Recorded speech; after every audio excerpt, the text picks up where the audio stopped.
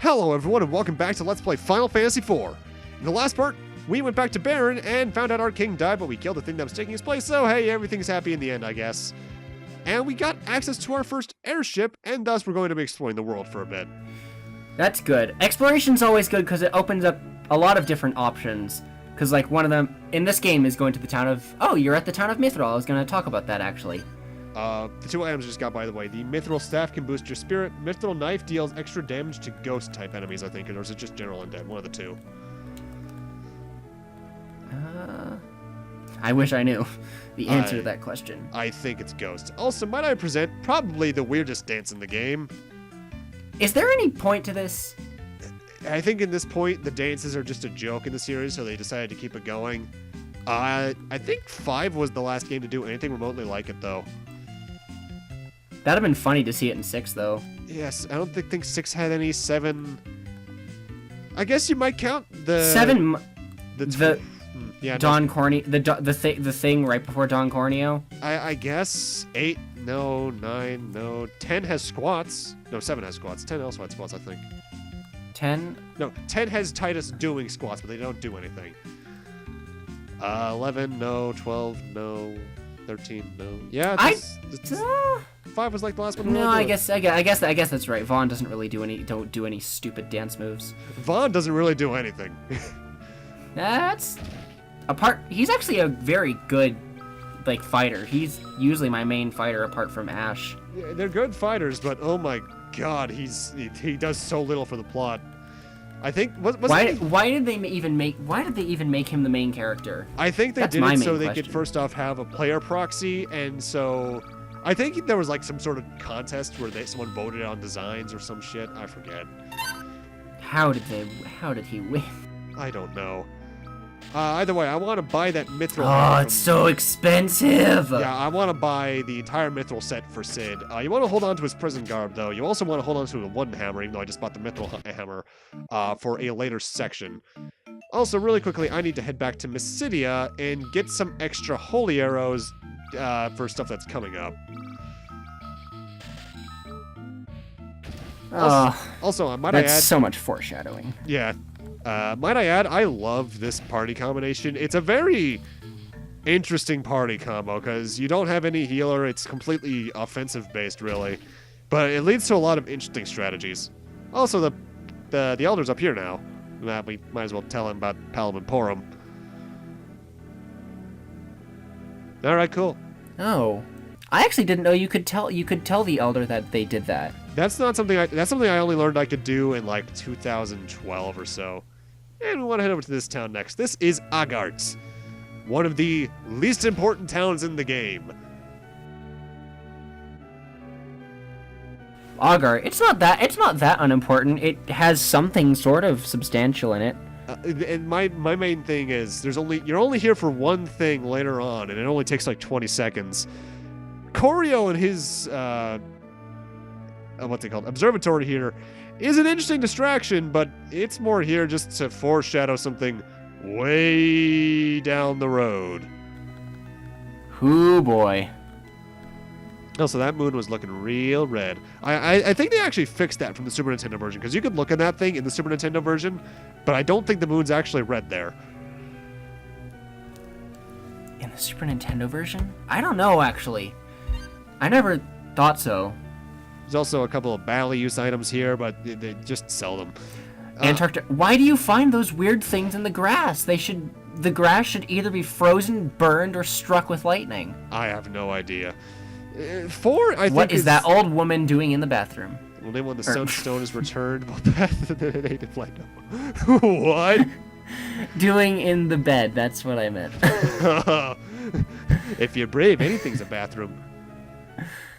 Oh, all right. That's.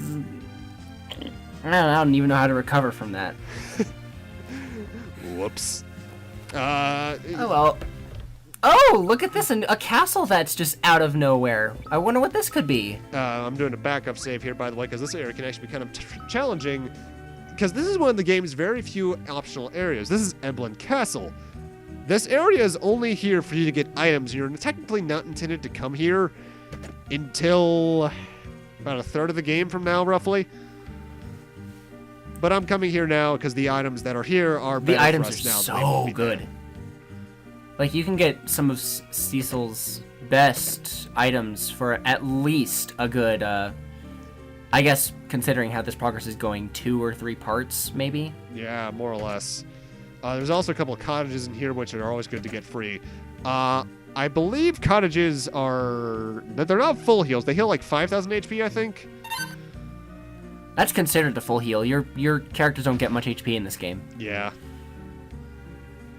I've always been confused as to how to get the items in the specific towers. I kind of get them mixed up. Look at that. Yeah, monster box. That's actually why I turned down my battle speed, because the monster box in this area suck. This one has steel golems, which 1950 HP, 703 XP, 445 gil, weak to ice. Can drop Gaia Hammer or Zeus's gloves. I'll get into those in a moment. But this battle can really kill you quickly, as you can see. Ow. The Scourgers are... I personally think the Scourgers are worse, because I believe you can actually get... you can inflict stop on them, but I have found them easier. They have 740 HP, 1577 EXP, 116 gil. They're weak to fire and holy. Interesting thing about undead monsters, if you didn't know this, is that they actually gain HP if you use Drain or Osmos on them, because you're sucking out the badness in them, I guess, and you're taking it in yourself. They drop potions, and just potions. They take quadruple damage from crystal weapons, but how would you have crystal weapons at this point? They also take quadruple damage from Cecil's paladin weapons. The steel golems are considered giant-type enemies as well, which some weapons do extra damage against that. But the important thing with the steel golem that I don't get here is they can drop Zeus's glove, which are also known as Giant's gloves. And if you get those, you've won the next third of the game or so, because they increase stamina, strength, and defense by 10, and grant you protection from mini and reduce damage from giant-type enemies like the steel golem itself. I don't get one here. I was really wishing I would. I got one in the after years, and at first I was like, oh, cool, I didn't know you could get these, and then I saw what they did, and I was like, I think I just beat the game. After years, they get a slight decrease in usage, because I think it decreases your evade by like 10 or something, but this chest is important because we get the almighty Sleep Blade from it. The Sleep Blade is a more powerful weapon for us right now, but it's also just one of the most useful weapons in the game for Cecil. Because I believe, I think it's a double use thing, because it'll sometimes put enemies you hit to sleep, but I believe if you use it as an item, it'll also just cast sleep on the entire enemy party.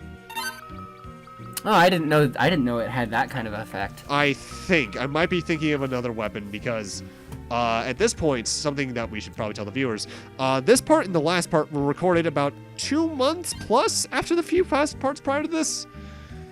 Because we've both been fairly busy due to school stuff.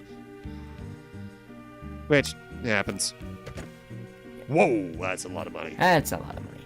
I could imagine just going into an abandoned building and just walking up to a treasure chest and being like, oh, look, there's millions of dollars here for me. Look at that. Ooh, gold.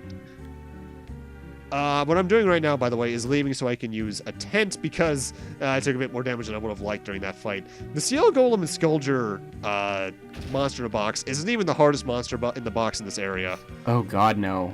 There are a lot that are harder, in my opinion.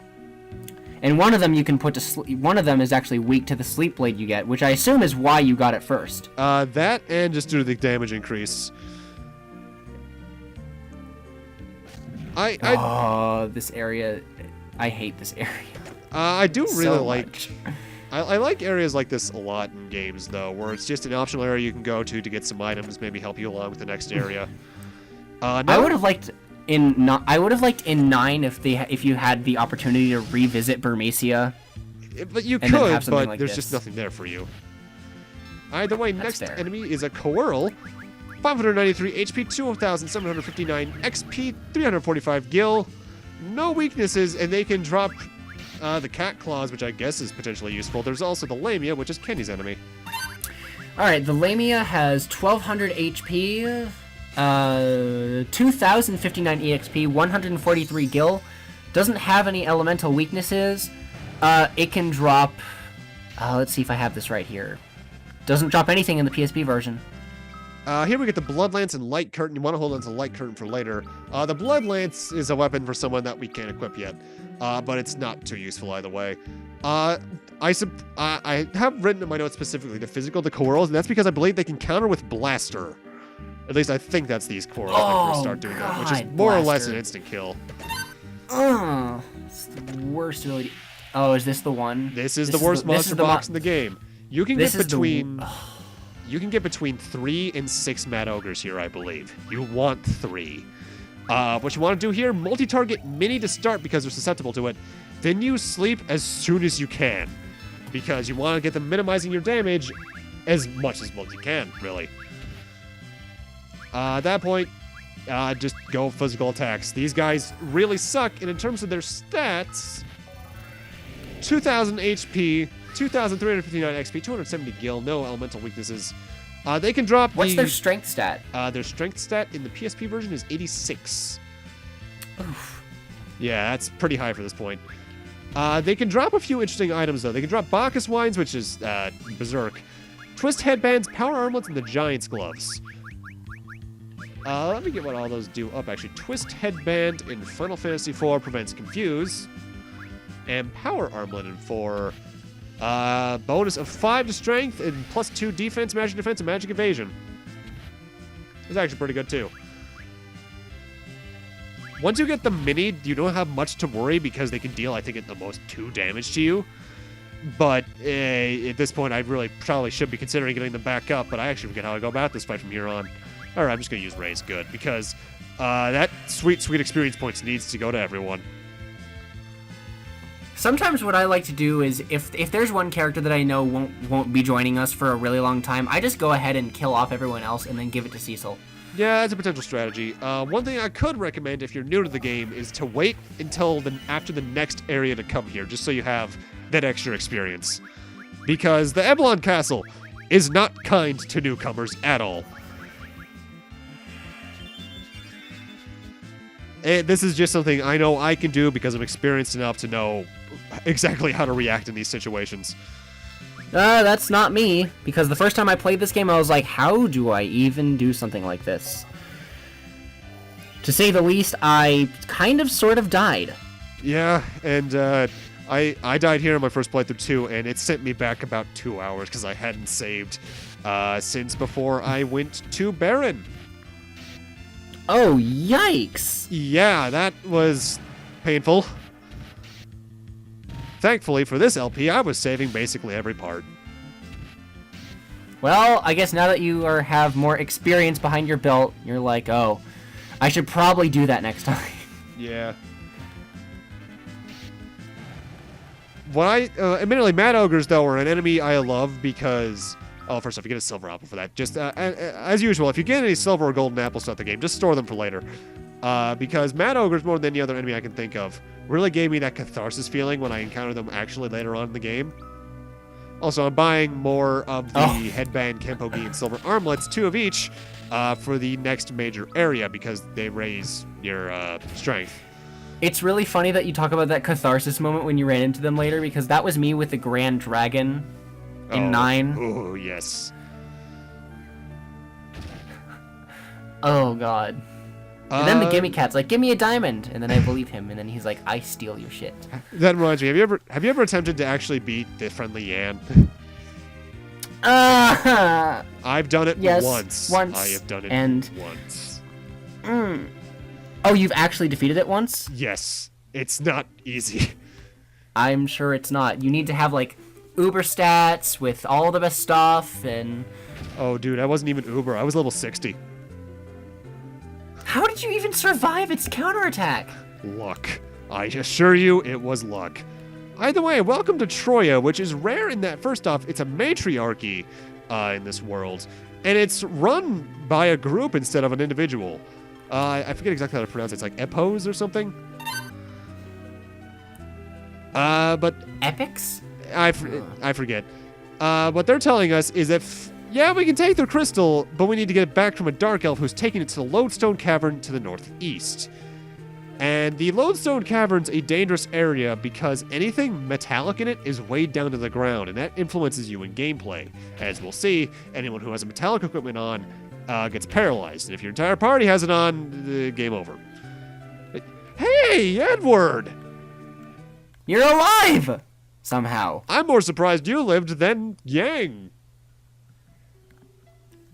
Hey, buddy. That's not a shocker that you're surprised that he survived at all. Because Yang has trained himself for this kind of thing for years. I actually do like this cutscene, though, because Tella and Edward almost reach a sort of understanding. Because Edward truly regrets what happened to his lover and Tella's granddaughter, rather. Oh, yeah, it is the granddaughter. I thought it was his daughter. And I was like, wait, that's not right. Oh, and now we get to break in to him that the kid's still dead. Though, admittedly, her chances are looking good if he lived. He's not that frail, is he? I mean, he becomes, like, the best unit in the DS version, I think. Let me put it like this. I think in terms of actual stat growth, Edward in most versions is worse than Kid Rydia. The little child is stronger. The child is stronger than the prince.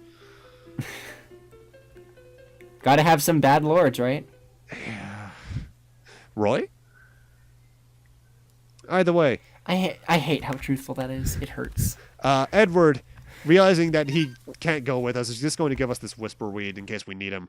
And that seems optional, but you need to do that. Something that really ticked me off was that I went to the area where you're supposed to go after this, and I thought I had initiated this cutscene, but I didn't. If you don't... So I just kind of died. Yeah, if you don't do this, you enter a no-win scenario in the next area. Also, over here is a couple of staircases, and that's... Why do you have a jail with a hole in the wall? The treasury's over there, but yeah, we can't really do anything with that yet. Let's see what's down the next staircase. Ah, pot. With Bacchus wine. Oh boy, we really are gonna get wasted. What's going on here? What are you not telling me about? But we also just get a normal amount of treasure here. Tents, what was it? High potions, ethers, and ruby rings, I think. Ruby rings. Any ruby rings you get, by the way, store them for later. Except for right now. I made the mistake of not storing them because I'm bad at this game. Because ruby rings are particularly useful against a certain enemy type later down the road. With that said, though, our business in Troia, the castle's done, so let's head into the town. Troia is a town... I think it's like the one town you never need to enter, aside from Mithril. Oh, 10,000 Gel for members, right? What's this about? Let's go check this out. You want to see it? Okay, there you go. Please enjoy the show. What on earth? Did we just get access to a secret area? With treasure? Yeah, King's Bounty Pub. There's a throne over there. I don't know what I'm doing here, sir. Show will begin in a few minutes. Okay, I guess let's see what the show's all about. What? Purple light. Oh, it's a gentleman's club. Hello. Oh. I'm suddenly very uncomfortable. You know you want it. No, I prefer my girls 3D, thank you very much. Technically they are. Don't you get me on technicalities, sir. Now, if anything, I applaud their coordination. Oh god, no, don't touch. Oh god. Uh-oh. Game over. That would be so funny if this resulted in a game over. Even better, a Dark Souls you died screen. Not the usual game. Funnily enough, that this game does not actually have any game over music. Yeah, it just kind of ends. Not that we're going to see any of that this playthrough, but... But yeah, that's a waste of 10,000 gil. In fact, after I leave this room, I am actually jump cutting to a save I made before I did this, because I'm not wasting that 10,000. $10,000 for a good 3 minutes of pure humor. I'm surprised you didn't insert an audio joke here. Well, what is there for me to joke about? It's like the game itself knows. Also, like the Bumblebee Inn, you can actually go into the girl's room. That's very important, clearly. I think this game is good at figuring out what kind of person you are. I guess, but yeah, now I'm back to after that save I made. I'm not spending 10,000 on that. But I do want to go to the weaponsmith and buy some things. I believe in particular I am buying...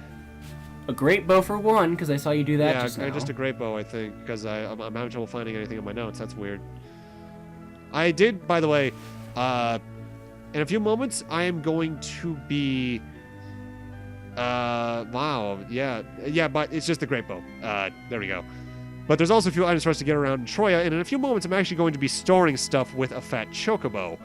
I'm going to be grabbing the holy arrows from it, as well as the ruby rings, and I'm depositing the silver apple, blood lance, dancing dagger, mental staff, and silencing arrows. I've never had the need to store any items. Ever. I've never run out of space. I usually don't, but the PSP version, I think, is almost stingier with its inventory space, because I think you have a few less than you did in Super Nintendo. Yeah, gross. Yeah, plus you There's only one item I need. There's our goal, but we can't do anything about it because there's no tiles for us to land on it. Thankfully, there is actually a chocobo's forest to the very north that has a very special chocobo in it. So we just have to walk north. And honestly, I am surprised I didn't run into any encounters. You didn't run into any random encounters? I was about to say that myself. Because I usually run into a tree in here. This chocobo village, by the way, is very special in that its shape is that of a chocobo sprite from the original /NES version. Only you would know that. Oh my god, I see the resemblance. Already, I see it. Because that's the eye, isn't it? Yep. We're going around the back. That's the body right here. Going around for some Giselle greens, which are always important to have. That's kind of cute. White chocobo, by the way, as usual, is there for you to restore your MP, and I actually ended up using that to heal myself off screen, I believe. Gotta go around here to get what's over here, which is more Giselle greens. And now I think I'm just gonna talk to the... Actually, no, I do the fat chocobo stuff on screen, don't I? Whoops. Yep. You can tell it's been a while since I recorded this footage. Oh, look at him. In fact, you know what? I'm gonna get the exact date on that. Let's see. Documents, footage, Final Fantasy IV. This is I am so 6. In love with the Fat Chocobo theme. I love the Fat Chocobo song. It's so catchy. And it's really short, too. Alright. That's what I really like. It's really short, silly, and sweet. FF4 Part 6 was recorded Friday, July 21st, 2017. This is very funny how this is happening right now. In retrospect, not retrospect, for reference, it is currently December 1st, 2017. Nice. Oh boy. To be fair, he records these things like years in advance. More or less, the way it works for me is the moment that the previous game that we did together starts getting uploaded, I start planning out and recording the next one. So, like, the day I uploaded the first part of Final Fantasy III, I started recording this. And then commentary stuff happens along the way. Also, I'm changing my equipment around because, as I said, Lodestone Cavern doesn't like metallic equipment, so I'm putting on all the stuff I got earlier. Great Bow and Holy Arrows are for Cecil because he can't really do much else. You don't want to have those iron arrows either. Nope. Because weapons counts. Oddly enough, though, and the game lamp will tell us this later, Yang's claws do not count. And I also want to change my party formation around because Cecil's not going to be doing too much from the front row. In fact, Sid's going to be taking his place, if I recall.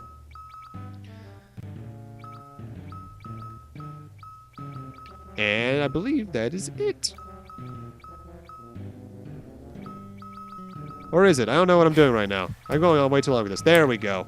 Oh, I guess you know what? No, that's right, because Cecil needs to be in the front row because his defense is still really good. Or not? What? Defense never even made sense to me in this game, because it seems like even if you have the adamant armor and you're in the front row, you can still take loads of damage. Yeah, and I'm sorry for that, like, lackadaisical stuff there. It's been a while. But here's the black chocobo, which is a unique chocobo that can't fly over mountains, but can fly over water and only land in forests. But with that, we're going to need this to end this off here. Thank you guys for watching, and in part 7, we'll be checking out the Lodestone Cavern and hopefully getting Troia's crystal back. See you guys. See you guys then. Haha, I stole it from you this time. Damn, not here.